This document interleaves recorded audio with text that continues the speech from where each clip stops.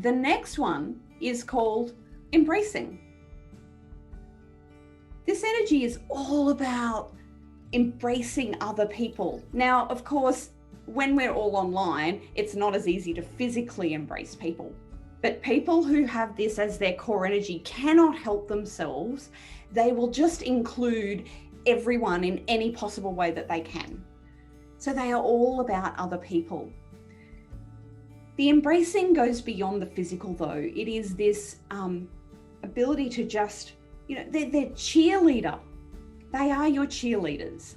And so if you recognize that in you, you will find that you just get excited about other people's ideas and what they've got going on.